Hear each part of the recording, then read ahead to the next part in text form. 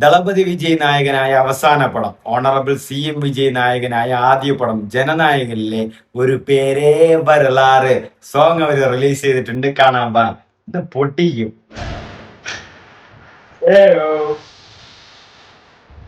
International Thalapathy. ഓ, ഓണപതി. അത് minister ആണോ? Real, real അല്ല, റിയൽ. ഓ, എന്ത് ഓണ, ഓണ ഫാമിംഗ്. ഒരു മാറ്റം തരമണ്ട തരമാനവൻ. ഓ,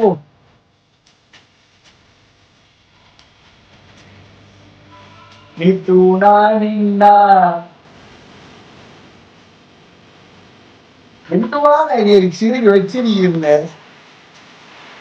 കമ്പനിയെ ക്വാളിറ്റി വീഡിയോ കേട്ടാ, സിമ്പിൾ ഡാൻസ് ഉണ്ടാ, Grace. Oh,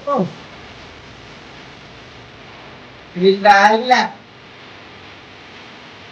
oh my god. സത്യം പറയല, ഓറ ഫാമിങ്. ഓ, ആ തുടക്കം തൊട്ട് അവസാനം വരെ ആ നടത്തം, ഡാൻസ്, നോട്ടം, ആ ലുക്ക് എല്ലാം ഒരു രക്ഷയില്ല. തളപതി തളപതി തളപതി. ആ ലാസ്റ്റ് പടവും കൂടെയാണ്. ഈ പാട്ടൊക്കെ തിയേറ്ററിൽ വന്നപ്പം സെയിം മൊമെന്റ് ഭയങ്കര സെലിബ്രേറ്റും ചെയ്ത്, ഇനി ഇതുപോലൊരു പാട്ട് വരൂല്ലോ എന്ന് പറഞ്ഞൊരു മിസ്സും ചെയ്ത്. കാരണം അമ്മാതിരി ഒരു ഇനിയില്ല, ഇനി ഇല്ലാത്തൊരു സിറ്റുവേഷൻ ആണ്. എന്തുവാടാ ആ, ആ ഒറ്റ അയാളെ മാത്രം, അദ്ദേഹത്തിന് മാത്രം കാണും.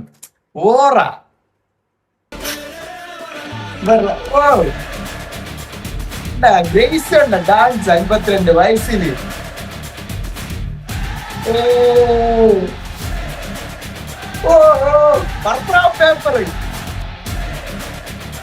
എന്തുവാടാ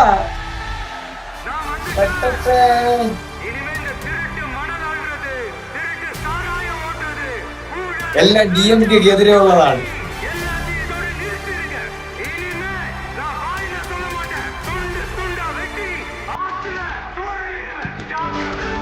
ഇല്ല അല്ല, അങ്ങനെ കത്തിക്കാണ്. ഓ,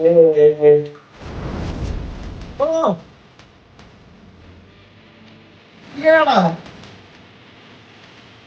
വീഡിയോ പൊളിച്ച് കേട്ടാ. ഓ മൈ ഗാഡ്, എന്ത് ഇരുട്ടോളാ നോട്ടം.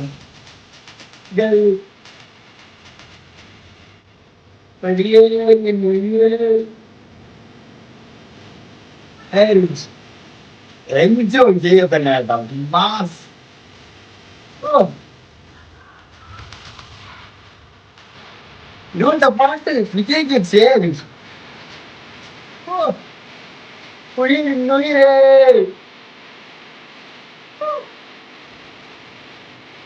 ചെറിയ ഡാൻസ്,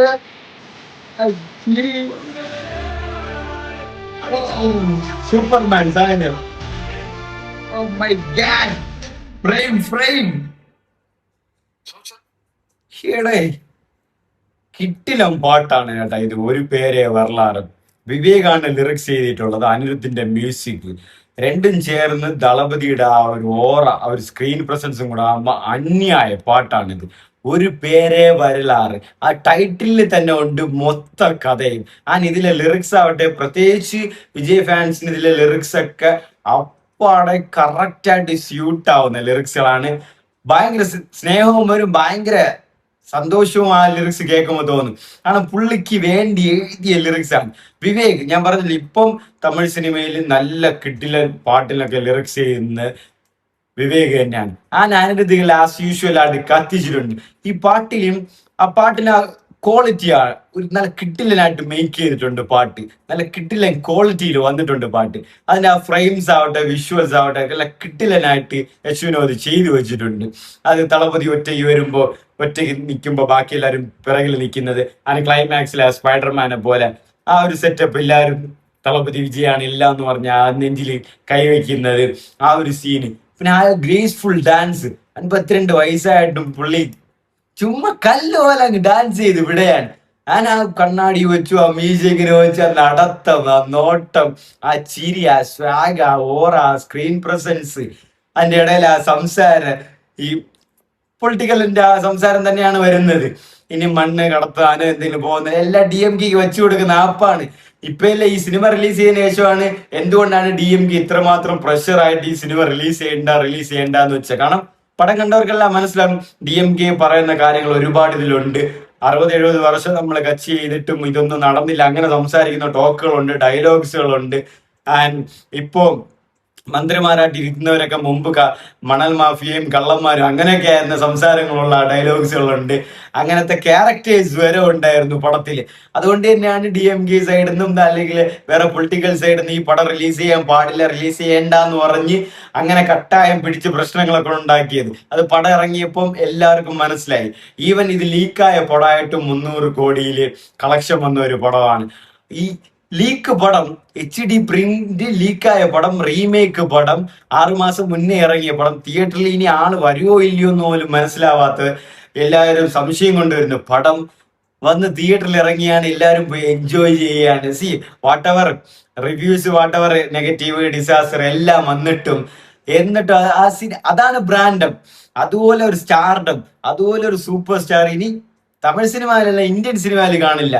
പടം ഇത്രയും 6 മാസമായിട്ട് ലീക്കായിട്ട് പോലും പടത്തിന് ആള് വരുന്നു, പടം എൻജോയ് ചെയ്യുന്നു, കളക്ഷൻ കയറുന്നു എന്ന് പറയുന്നത് അൺഇമാജിനബിൾ ക്രൈസ് ആണ്. സൂപ്പർ സ്റ്റാർ ആണ്, ബ്രാൻഡ് തന്നെയാണ്, അതിൽ അത്രയ്ക്കുള്ള ലോയൽ ഫാൻ ബേസ് തന്നെയാണ്. കാരണം അതിനി ഒരു നായകന്മാർക്ക് വരുമോ എന്നുള്ളത് സംശയം തന്നെയാണ്. ഒരു പേരേ വരലാറ്, അഴിച്ചാലോ അഴിയാത് അവൻ താനേ ജനനായകൻ. ഇതിലും പെരിയ ലിറിക്സ് വേറെ എന്ത് വേണം? അമ്മാതിരി ലിറിക്സ് ആണ് ഈ പാട്ടിലുള്ളത്. പേരെ കേട്ട ഉടലുറഞ്ചേ പോകൂ, വിഴുത്തിറയിൽ പാത്ത മനം കരഞ്ചേ പോകൂ, നീ തൂണാ നിന്ന ഒരിനമേ വാഴൂ, നീ ദൂരം പോനാ എങ്ക ഉയരെ പോകൂ, ഉനക്കേ ഒരു യുദ്ധം ഇനിയേ ഉയരെ ഉയർ രത്തത്തുള്ളിയേ വരുവേൻ ഒരു പക്കത്തുണയേ. എന്ത് ലിറിക്സാ വിവേക് എഴുതി വെച്ചിരിക്കുന്നത്? പക്ക ആപ്റ്റ്, തളപതിക്ക് മാത്രം സെറ്റായ ലിറിക്സ്, അതിൽ വേറെ സംശയമൊന്നുമില്ല. അനിരുദ്ധിന്റെ കത്തികൾ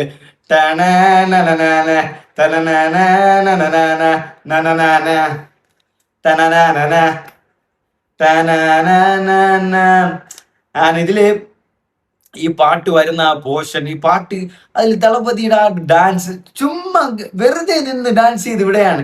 ആ ഓറ നടന്നു വരുന്നത്, ആ കത്തി വെച്ചിരിക്കുന്നത്, ആ ബൈക്കിൽ വരുന്നത്, ആ നോട്ടം, ആ മീശ വരെ, എന്ത് ലുക്കാണ്, അന്യായ ഓറയാണ് ആ പാട്ടിൽ.